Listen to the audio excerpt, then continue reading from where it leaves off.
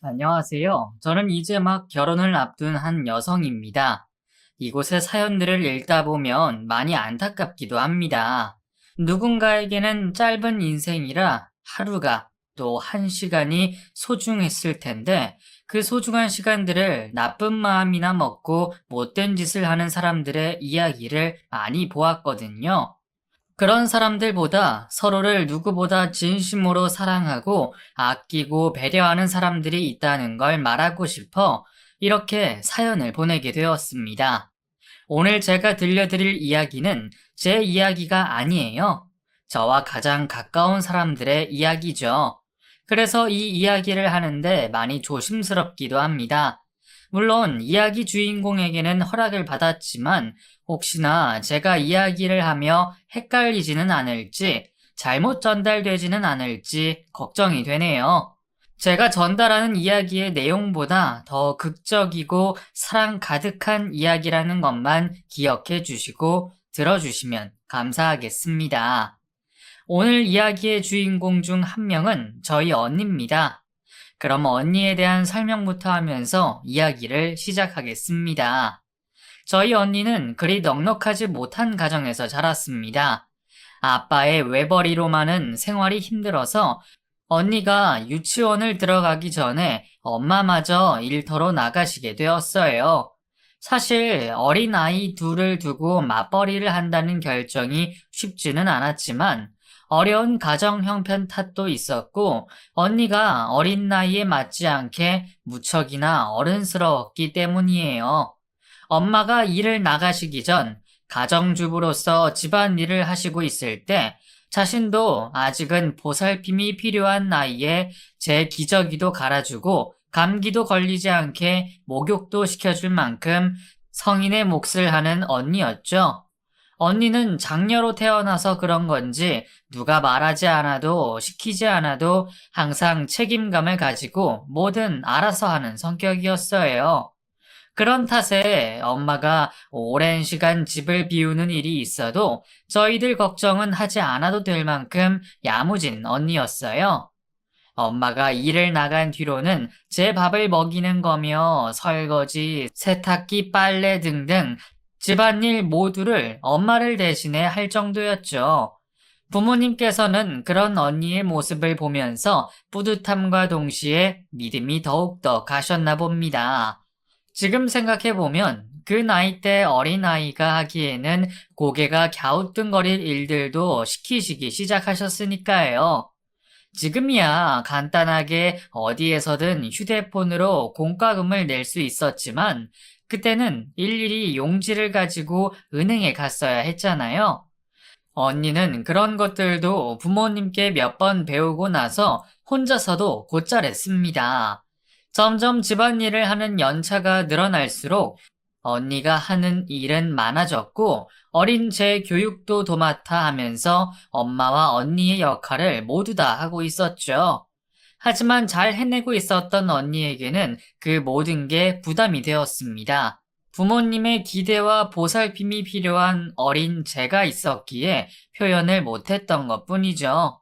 어린아이가 감당하기엔 벅찬 책임감이었는지 중학생이 되면서 언니는 조금씩 변해가기 시작했어요. 아무래도 초등학생이 된 저도 손이 덜 가기 시작했고 사춘기도 함께 왔기 때문이겠죠. 방황을 시작한 언니는 큰 사고를 치지는 않았지만 부모님과 대립하면서 처음으로 반항도 하고 짜증을 내는 모습도 보여줬습니다. 옆에서 보는 저는 그런 언니의 마음도 충분히 이해가 갔어요. 그래서 부모님이나 언니 둘 중 한쪽이 양보하기만 바랬죠. 그런 상황에 오히려 불을 지피는 일이 생겼습니다. 언니가 같은 중학교 같은 학년의 남학생과 연애를 시작하게 된 거예요. 언니의 달라진 모습에 수상함을 느낀 제가 몰래 일기장을 보면서 저만 알게 되었고 학교가 끝난 뒤 친구들과 놀다 그 오빠와 다정하게 있는 언니를 보면서 제게 들키게 되었죠. 워낙 보수적인 부모님이 아시면 큰일이 난다는 걸 알았던 언니는 제게 비밀로 해달라며 입단속을 시켰습니다. 그때 저는 처음으로 보는 언니의 부끄러워하는 모습이 재밌기도 하고 좋아 보여서 그 말을 따르기로 했죠. 저 또한 이성에게 관심이 점점 생기고 있을 때라 같은 방을 쓰던 언니에게 오빠와 있었던 일들을 물어보고 들으며 좋아라 했어요. 하지만 그 비밀은 오래가지 못했습니다. 두 사람의 다정한 모습을 목격한 동네 아주머니 때문에 부모님이 알게 되셨고, 언니 방을 찾아보다 두 사람이 연애를 하고 있는 증거들을 확인하시게 된 거죠. 지금 학생들과 달리 그 당시에는 연애하는 학생들이 많지 않았고, 사실 부정적인 시선으로 보는 경우가 많았어요. 학생인 남녀가 연애를 하면 공부를 등한시하고 노는 아이로 취급하곤 했죠. 더군다나 부모님 두 분 모두 엄청나게 보수적인 분들이라 언니의 연애를 이해하시지 않았습니다. 어디 조그만한 것들이 연애질이야? 너 반항하는 것도 다 걔 때문에 그러는 거냐?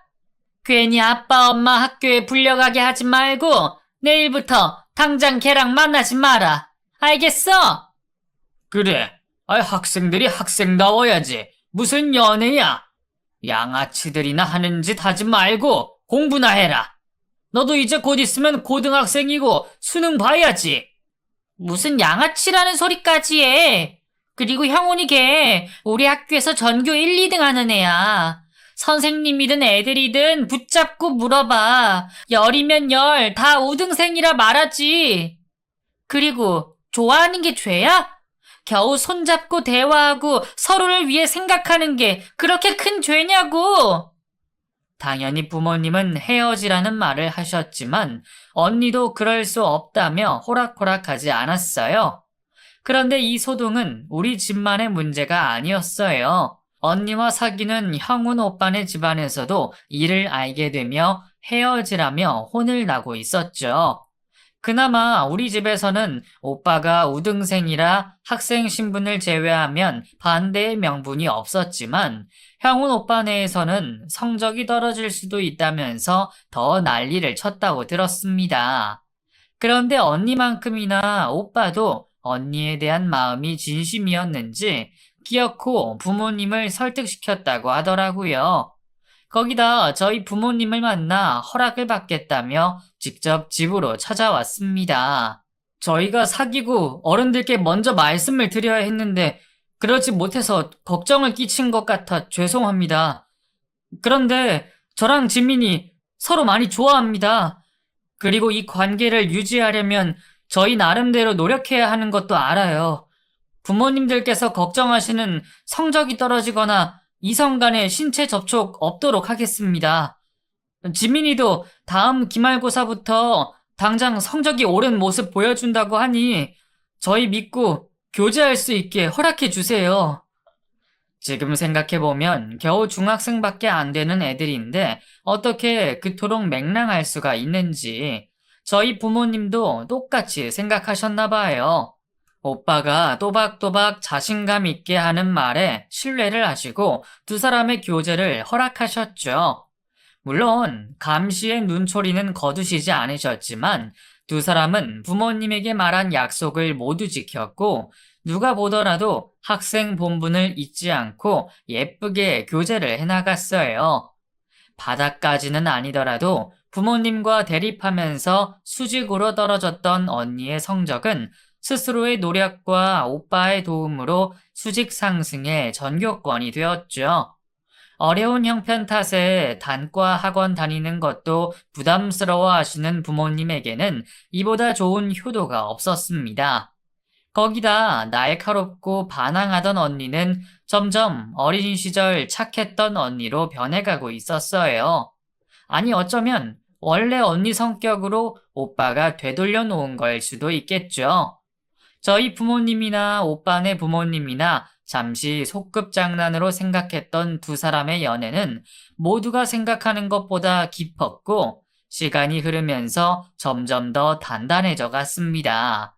그리고 두 어린 자녀들이 양가 허락을 받고 교제를 하다 보니 부모님들 간의 교류도 많아지게 되었어요. 당장에 두 사람이 헤어지더라도 부모님들께서는 따로 만날 것만 같이 친해지셨죠. 그렇게 힘든 수험생 시절에도 서로를 의지하면서 힘이 되어 주었고, 두 사람 다 원하던 대학에 붙을 수 있었어요. 왜 잘 사귀던 커플도 서로 다른 학교로 몸이 멀어지고 새로운 환경에 새로운 사람이 생기면 위태로워지는 일이 많다고 하던데, 두 사람에게는 그런 것들도 적용되지가 않았습니다. 성인이 되어 자유로워진 만큼 서로를 더 사랑하고 아껴주었지 어떠한 연애 문제도 없었죠. 오빠가 군대를 가게 되었을 때도 언니는 슬퍼하거나 힘들어하지도 않았고, 군대에 있을 오빠를 위해서 무엇을 해줄지 고민을 하고 있었습니다. 저도 성인이 되어 연애를 하면서 느꼈지만 두 사람이 정말 부러웠어요. 보통 연애가 오래되면 그 사랑이 익숙해지기 마련인데, 두 사람은 잔잔한 용광로처럼 뜨겁지만 무척이나 조용했습니다. 주변 사람들도 천년에 한 번 나올까 말까 하는 사랑이라며 모두의 칭찬과 부러움을 샀어요. 그렇게 그 둘은 대학을 졸업하고 회사에 취직을 할 때도 서로의 곁에 있어 주었습니다. 그런데 연애가 오래되면서 결혼에 대한 소식이 들리지 않자 부모님과 저를 포함해 주변 사람들도 걱정을 하기 시작했어요. 너무 연애만 오래 끌어오다 정작 결혼을 하지 못하고 엎어지는 사람들이 많다는 이야기를 들었기 때문이죠. 두 사람만 말을 꺼낸다면 양쪽 집안 모두 쌍수를 키고 허락할 텐데, 웬일인지 두 사람은 결혼 이야기를 잘 꺼내지 않았습니다. 부모님들께서는 괜히 물어봤다가 실망하는 이야기를 듣게 될까봐 물어보지도 못하고 계셨어요. 그러다 부모님 속만 새카맣게 타겠다 싶었던 저는 제가 총대를 메고 두 사람에게 직접 물어보기로 했죠.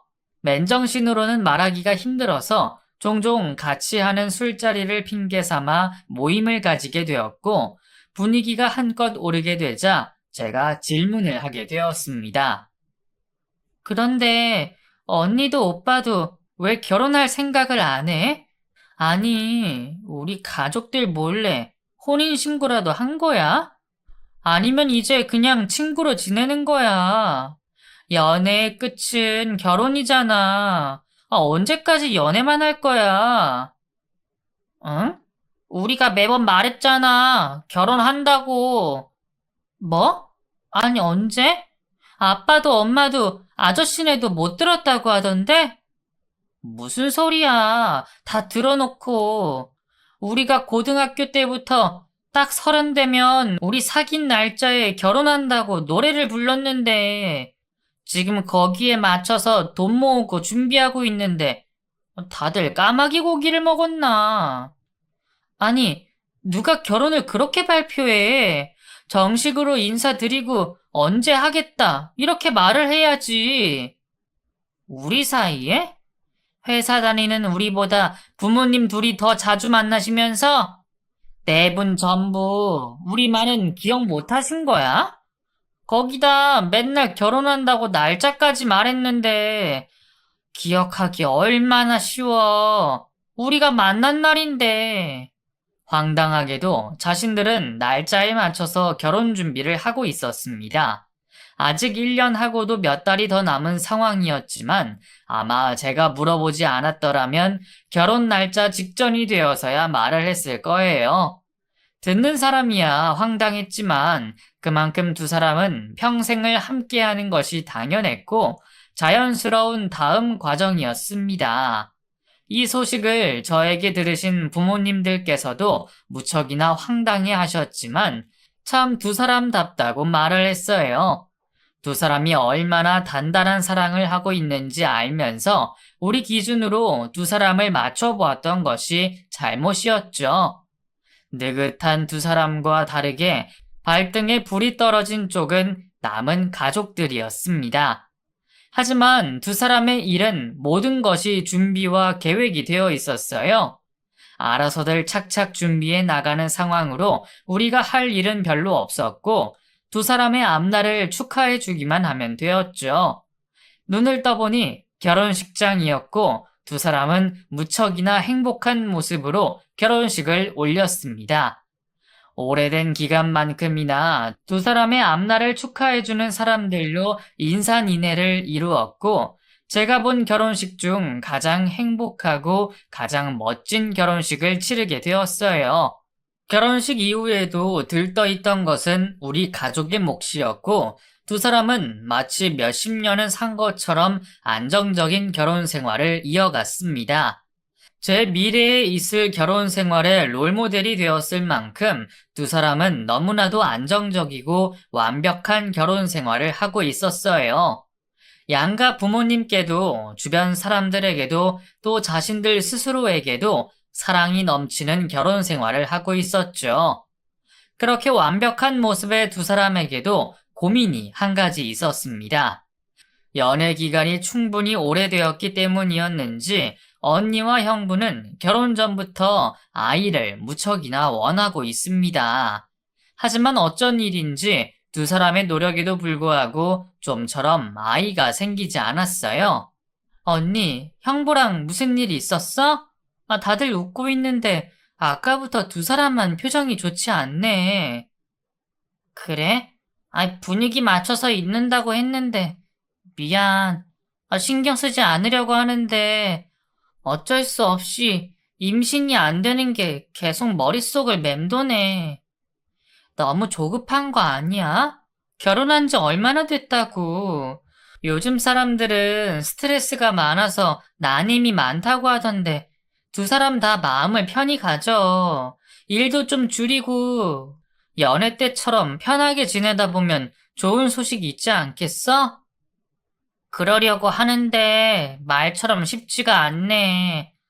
처음에는 네가 말한 것처럼 했는데도 영 소식이 없으니 점점 초조해지고 별것 아닌 변화에 기대를 하는 것도 지치고 형훈이도 내색하지 않으려고 노력하는데 괜히 내가 눈치가 보이기도 하고 실망하는 뒷모습 보면 더 마음이 아프고 그러면 검사 한번 해보고 시험관 시술하는 건 어때?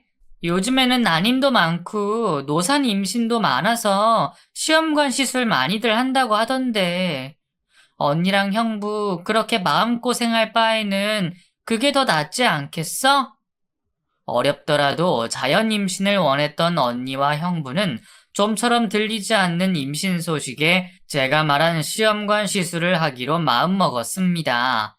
전화로 시험관 시술을 마음먹었다는 말을 들었을 때는 정말 다행이라고 생각했어요. 두 사람은 주변 사람들에게 걱정을 끼치고 싶지 않아 내색을 하지 않았지만 말을 하지 않아도 두 사람의 마음을 알았던 저희 또한 마음고생을 하고 있었으니 말이죠. 시험관 시술도 자연 임신만큼이나 힘들다는 건 알았지만 이전보다 가능성이 높아졌다는 것에 희망을 가지게 되었죠. 그런데 시험관 시술을 위해서 검사를 받게 된 언니네 부부에게 안타까운 소식이 들려왔습니다. 임신이 되지 않는 것이 언니에게 문제가 있었고 시험관 시술을 하더라도 착상이 불가능에 가깝다고 했습니다.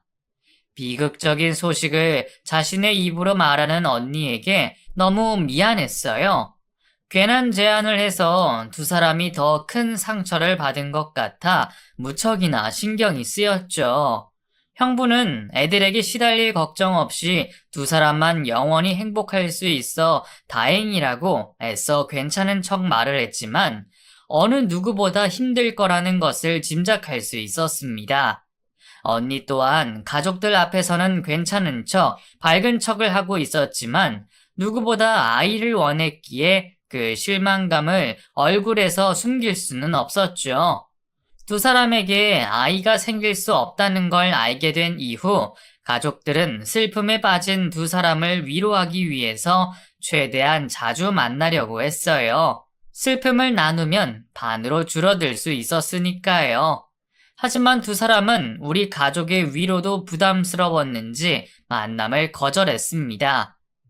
지켜볼 수밖에 없었던 우리는 두 사람이 너무 오래 슬픔에 빠져 있지 않기를 바라면서 언제든지 도움을 줄 수 있게 가까운 곳에서 곁을 지키기로 했죠. 그런데 무척이나 힘들어하던 두 사람은 어느 날부터인가 많이 좋아진 모습으로 가족들 앞에 나타났습니다. 언니, 괜찮아? 형부도 그렇고 전과는 많이 달라 보인다. 편안해 보인다고 해야 하나? 그렇게 보여? 요즘엔 네 형부랑 같이 보육원을 다니거든. 처음에는 우리 애한테 주지 못하는 정을 사정이 있는 애들한테 나눠주자고 시작한 일인데 오히려 우리가 더 힐링되는 기분이야. 일주일에 한두 번 보는 건데 벌써 애들이랑 정도 들었고 아이들이라 순수해서 그런지 우리가 자기들에게 신경 써주고 애정을 주는 만큼 금방 따라와 주더라. 그래서 아마 얼굴이 핀 것 같아. 우리가 되려 아이들 사랑을 받아서. 이렇게 밝은 모습이 얼마만이야. 정말 다행이다. 언니도 형부도 좋아 보이고 좋은 일도 하고. 말 나온 김에 애들 얼굴 좀 봐볼래? 나랑 사진 찍은 게 있거든. 잠시만. 정말 다행이라고 생각했어요. 좋은 일을 하면서 밝아진 언니와 형부의 모습을 보니 두 사람 사이에 아이가 없더라도 아무런 문제 없이 잘 지내게 될 거라고 생각하게 되었죠. 그런데 봉사활동을 하는 것으로 만족할 것 같았던 두 사람이 당황스러운 생각을 저희에게 말했어요. 다니던 보육원에서 마음이 쓰인 아이가 있었는지 그곳에서 만난 아이를 입양하고 싶다고 말했죠. 엄마, 아빠, 저랑 형훈이 할 말이 있는데 저희가 봉사활동 다니는 보육원에서 알게 된 한 아이가 있어요. 저희가 그 아이를 입양을 하고 싶어서요. 저희 둘은 계속 입양에 대해서 대화하면서 마음의 결정을 했어요. 그런데 저희들만 결정해서는 안 되는 문제 같아서요. 연지라는 아이인데 엄마 아빠도 보시면 분명 좋아하실 거예요. 5살인데 또래보다 말도 빠르고 생각도 깊어요. 그리고 얼굴도 얼마나 이쁜. 너 지금 무슨 소리 하는 거야? 누굴 입양해? 너희가 지금 불임 때문에 온 정신이 거기에 쏠려서 그러는 거야. 자기가 10달 품어서 낳은 아이도 키우기 힘든데 누구 자식인지도 모르는 애를 데리고 와서 어떻게 키우려고 그래? 너희 둘이 결혼해서 알콩달콩 소꿉장난처럼 사니까 애 키우는 것도 쉬워 보여? 거기다 갓난쟁이도 아니고 5살이나 된 애를 데리고 오겠다고? 사리분별까지는 아니더라도 자기 엄마 아빠 개념은 생긴 아이를 TV에서 좋은 설레만 있다고 너희들한테 똑같은 일이 생기는 거 아니야. 걔가 사춘기 되어 봐라. 자기 스스로에게 혼란스러워할 거고 그러다 보면 갈등이 생길 수도 있어. 그것뿐일까? 어느 날 친부나 친모가 나타나 봐라. 그건 또 얼마나 골치가 아프니? 우리는 너희 둘 행복하게 지낸다면 손자 손녀 필요 없으니 너희들 스스로 가시밭길 갈 생각 하지도 마라. 오늘 얘기 없던 걸로 하자. 어머님, 저희도 그 정도 벌어질 상황은 예상하고 말씀드리는 거예요. 아이가 자신이 입양된 걸 이해하고 잘 적응해 가는데 저희가 더 공부해야겠지만 저희 정말 한 가족이 되어서 잘 살아갈 자신 있어요. 저희도 쉽게 생각하고 내린 결정 아니니 다시 한 번만 재고해 주세요. 재고든 뭐든 다시 얘기 꺼내지도 말어. 생각보다 부모님의 반대는 완강하셨습니다. 아이를 너무 가지고 싶은 마음에 언니와 형부가 잠시 잘못된 생각을 하고 있다고 생각하셨어요. 거기다 아무것도 모르는 아기가 아닌 어느 정도 나이가 있는 아이라는 것에 더 반대를 하셨죠. 두 사람은 부모님의 반대에도 강행을 하는 것처럼 행동했지만 그마저도 쉽지 않았습니다. 저희 부모님뿐만 아니라 사돈 어른들께서도 똑같은 반응을 하셨기 때문이죠. 양가 부모님들께서 노발대발 하시며 난리를 치시니 두 사람도 어쩔 수가 없었습니다. 제가 부모님께 둘의 사정을 이야기하면서 설득을 시켜보았지만 아무런 소용이 없었어요. 옆에서 아무런 도움을 주지 못하고 두 사람을 지켜봐야만 했던 저도 무척이나 힘들었죠. 두 사람은 그렇게 원하던 아이를 입양하지 못하게 되었습니다. 하지만 연지라는 아이와 인연은 계속해서 이어갔어요. 오히려 입양을 못하게 된 이후로 이전보다 더 자주 만남을 가지는 듯 보였습니다. 매주 찾아가고 연락을 하는 건 물론이고 아이를 데리고 놀이공원도 다니는 것 같았어요. 아이와 한 가족이 되지는 못했지만 그렇게 인연을 계속 이어나가는 것에 만족을 하는 언니와 형부였죠. 그런데 두 사람에게 더 큰 불행이 다가왔어요. 그때는 언니가 입양 관련으로 가족들과 갈등을 빚으면서 단순히 마음고생으로 몸이 안 좋은 줄 알았습니다. 볼 때마다 살이 빠지는 모습을 보면서 안타까운 마음에 기분 전환도 시킬 겸 제가 데리고 나가 맛있는 음식도 사주어 봤지만 언니는 입맛이 없는지 잘 먹지 않았어요. 형부도 그런 언니를 위해서 마음을 편히 가지게 노력도 하고 좋아하는 음식들도 잔뜩 사와 먹여도 봤지만 소용이 없었습니다. 그런데 어느 날 회사에서 일을 하고 있는 와중에 형부에게 전화가 걸려왔어요. 언니가 회사에서 쓰러져 병원으로 실려갔다는 전화였죠.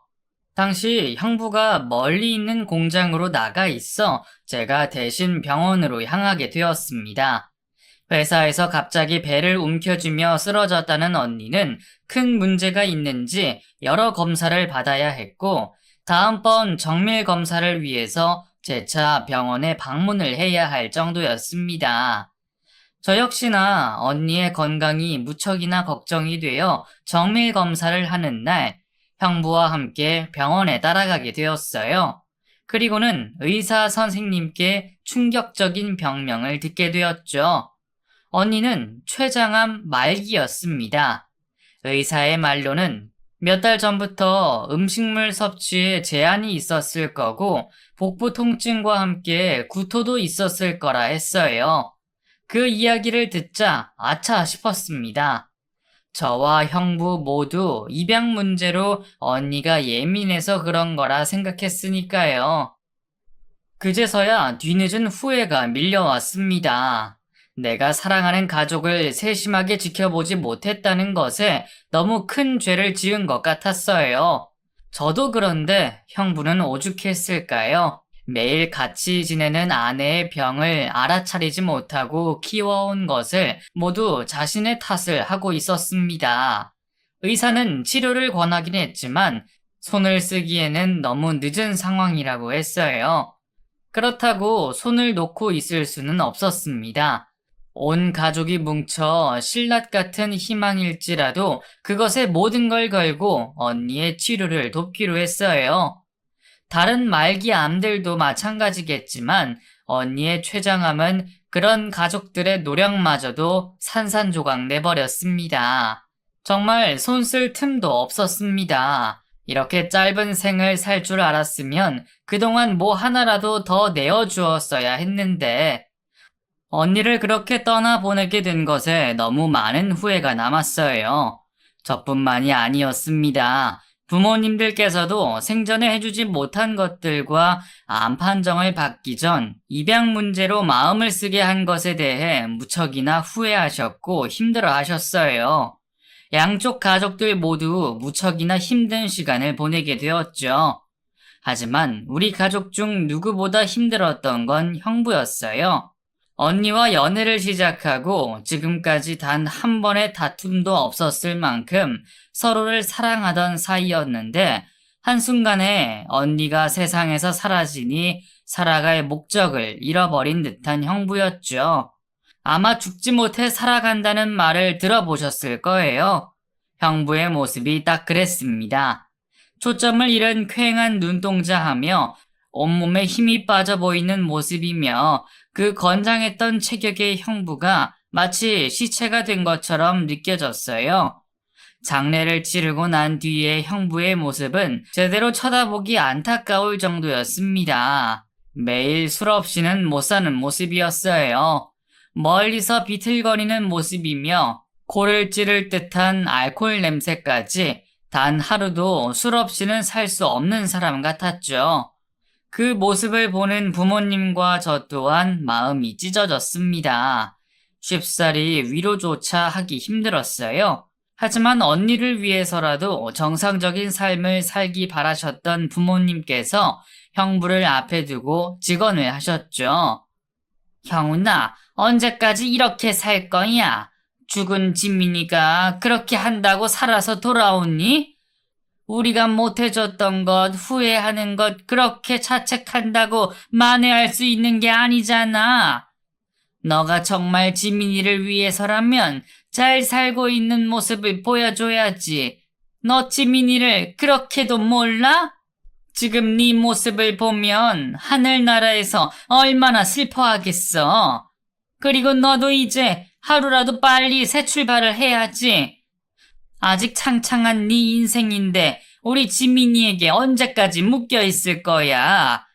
지민이의 슬픔은 전부 우리에게 넘겨주고 너는 이제 네 인생 살아라. 우리가 모질게 느껴질지 모르겠지만 형훈이 너를 사위 이전부터 오랫동안 지켜봐온 부모님의 마음으로서 말하는 거야. 앞으로는 지민이 관련이든 우리들 관련이든 찾아올 필요도 없고 연락도 하지 말아라. 부모님은 형부가 언니를 잊고 새 출발을 하기 바라셨습니다. 그건 사돈 어른들도 마찬가지셨죠. 사돈, 지민이 이런 마음은 알지만 같은 부모된 입장에서 우리 형훈이 정신 좀 차리게 해주세요. 저렇게 매일같이 지민이를 잊지 못하고 술만 먹으면서 폐인처럼 사는 모습을 보니 저희 속이 썩어 문드러집니다. 저희 말은 죽어도 듣지 않아요. 그래도 지민이 부모님이신 사돈들 말씀이라면 듣지 않겠습니까? 제발 부탁드려요. 모든 것을 잊고 새 출발을 해라 라는 말이 이제 막 아내를 잃은 사람에게 말하기에는 잔인한 소리일 수도 있겠지만 언니를 위해서도 형부를 위해서도 또 가족 전부를 위해서도 맞는 말이었어요. 하지만 형부는 새 출발을 거절하는 듯한 모습이었습니다. 그 이후에도 매번 가족들의 기념일과 명절마다 찾아와 마치 언니가 살아있을 때와 같이 행동을 하고 있었죠. 처음에는 말려도 보고 내쫓아 보내기도 했지만 형부의 고집을 꺾을 수는 없었습니다. 부모님께서도 시간이 흘러 자연스럽게 해결될 거라 말씀을 하시면서 더는 내쫓지 못하셨어요. 그런데 어느 날부터인가 형부가 이전과 다르게 연락이 되지 않았어요. 찾아오지 말라고 해도 말을 하지 않아도 매 기념일마다 찾아왔던 형부인데 마치 큰 결심을 한 것처럼 어느 날 한순간부터 저희 가족과 연락을 끊어버렸습니다. 처음에는 형부도 자신의 새 삶을 사는가 했습니다. 사실 산 사람은 살아야 한다고 아직 한창 젊고 능력 있는 형부가 언니를 잊지 못한 채 있는 게 안타까웠는데 다행이다 싶었어요. 그런 탓에 갑자기 연락이 끊긴 형부에게 연락을 할 수 없었습니다. 힘들게 겨우 이제서야 자신의 삶을 찾게 된 형부를 제가 연락하여 흔들 수 없었으니 말이죠. 물론 저와 부모님은 형부의 소식이 무척이나 궁금했지만 형부의 행복을 바라며 그 마음을 덮어두기로 했습니다. 그러다 얼마 지나지 않아 언니의 생일이 찾아왔습니다. 형부의 소식이 궁금했던 저는 문자로 안부를 묻게 되었죠. 그런데 형부는 간단한 답장조차 없었어요. 아주 사소한 연락에도 꼭 답장은 하던 형부였는데 그때부터 조금씩 안 좋은 생각이 들기 시작했습니다. 가끔 뉴스나 미디어를 통해서 배우자의 죽음을 견디지 못하고 극단적인 선택을 하는 경우를 종종 봤으니까요. 일부의 연락이 끊긴 뒤에도 그런 소식들을 뉴스로 접하면 형부 생각이나 걱정이 되었어요. 우리 가족을 볼 때는 정신을 차린 채 있긴 했지만 언니가 죽은 뒤로는 몸에서 술 냄새가 끊인 적이 없었으니 말이죠. 그동안은 잘 살고 있을 거라고 생각했는데 한순간 안 좋은 생각이 들게 되니 좀처럼 지울 수가 없었습니다. 결정적으로 퇴근을 하고도 남았을 시간에 걸게 된 제 전화를 받지 않아 그 불안감은 더 증폭되었어요. 결국 그 불안감을 떨칠 수 없었던 저는 형부의 상태를 확인하고자 집을 찾아가게 되었습니다. 오랜만에 익숙한 그 길을 가는 동안 무척이나 조마조마했습니다. 제발 제가 하는 걱정이 괜한 우려이길 바랬어요. 하지만 도착한 아파트에서 형부의 집 우편함에 우편들이 가득 쌓여 있는 걸 보자 가슴이 덜컥 주저앉으며 정신이 없어졌어요. 급히 부모님께 전화를 걸며 엘리베이터를 타고 형부의 집으로 올라갔죠. 엄마, 형부한테 무슨 일이 생겼나 봐. 오늘 언니 생일이라 아침에 연락을 했는데 답이 없길래 퇴근을 하면서 전화를 했는데 받지를 않더라고. 그래서 혹시나 해서 찾아왔는데 우편함에 우편들이 가득이야. 어떡해? 119에 전화를 해야 하나? 엄마와 통화를 하면서 급한 마음에 초인종을 누를 생각도 하지 않은 채 자연스럽게 언니가 쓰던 비밀번호로 현관문을 열고 다급히 들어갔어요. 그런데 제가 우려했던 모습과는 다르게 누군가가 방금 청소를 한 듯 아주 잘 정리되어 있는 모습이었습니다. 거기다 과거 언니 방을 들어간 것처럼 집안 인테리어 또한 바뀌어 있었어요. 마치 언니가 살아 돌아와 자신의 취향을 고스란히 반영시킨 듯한 모습이었죠.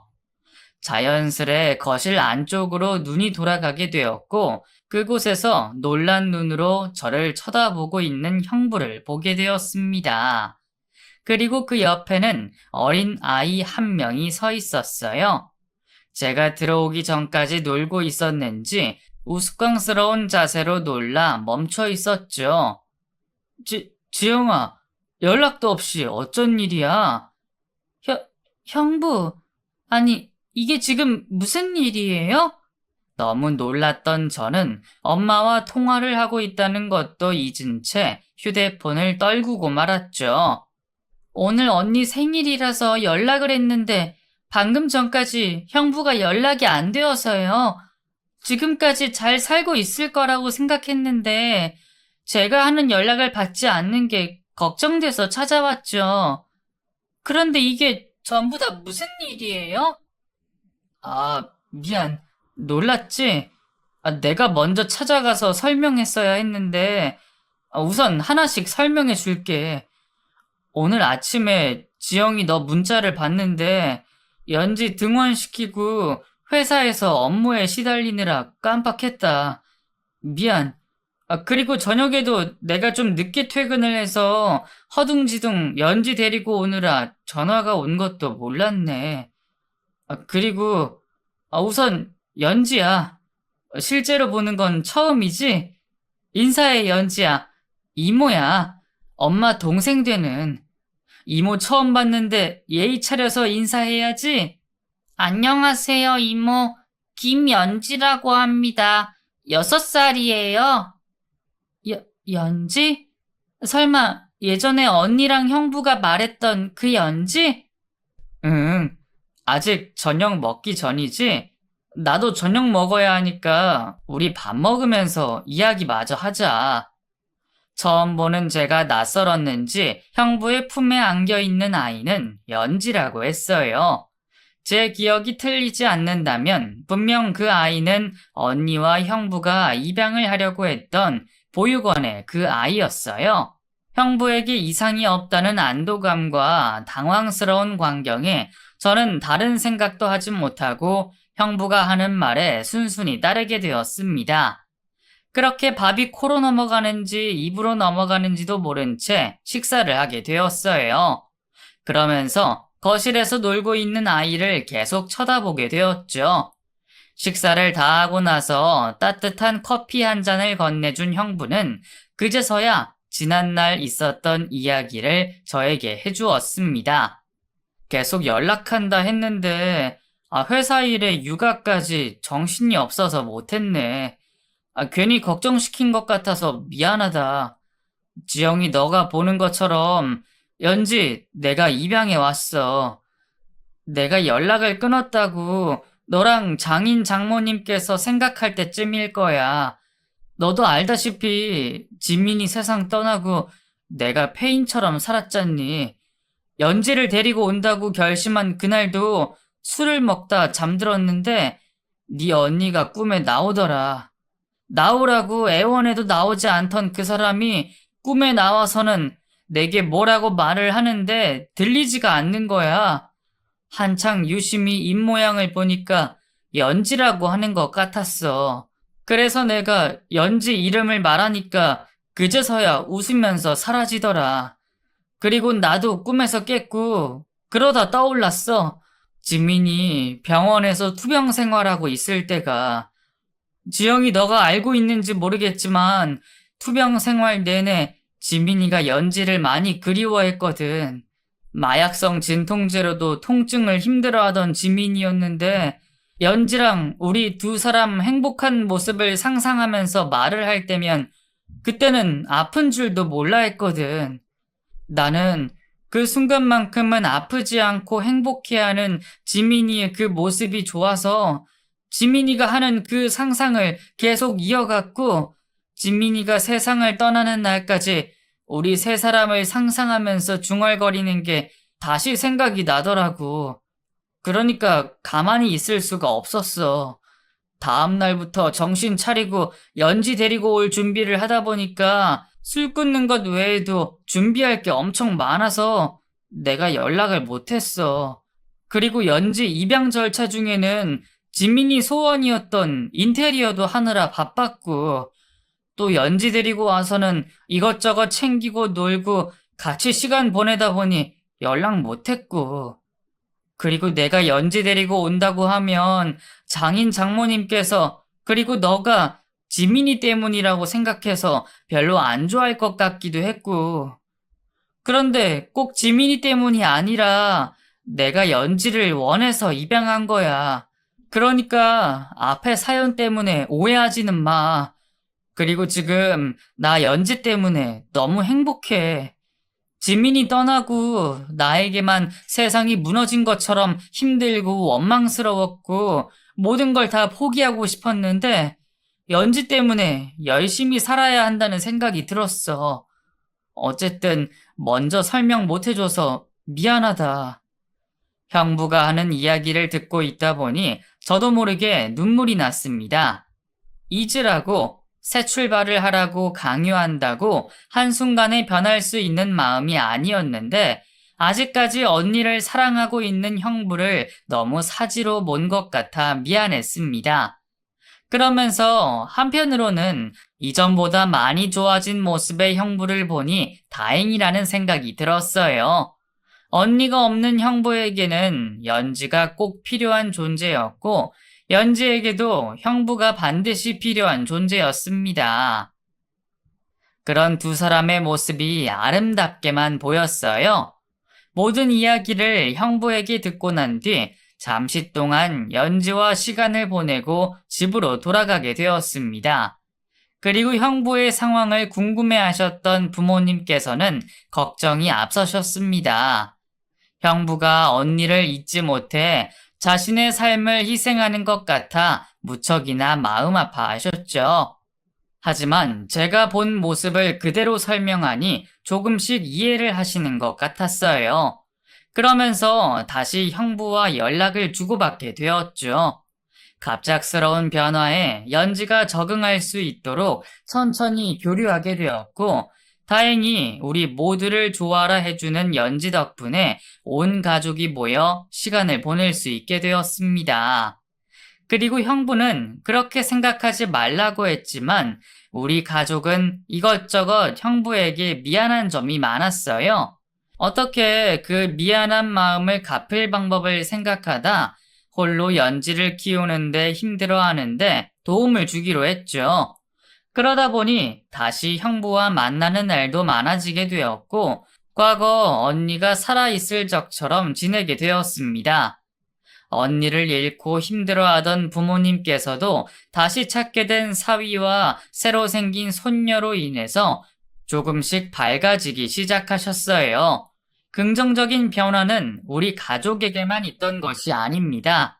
형부 또한 저희 가족과 연지가 잘 지내는 모습을 보며 용기를 얻으셨던 것 같아요. 나중에 알게 된 사실이었지만 알고 보니 사돈 어른들께도 연지의 입양에 대해서 말을 한 적이 없었더라고요.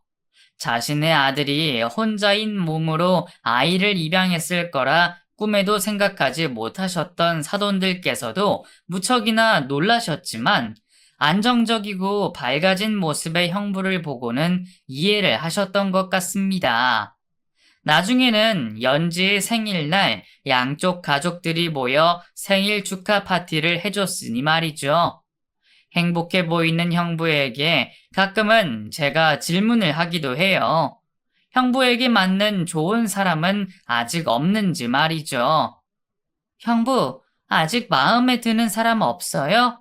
혹시 언니 때문에 형부가 고집 부리고 있는 건 아닌지 아직 걱정이 돼서요.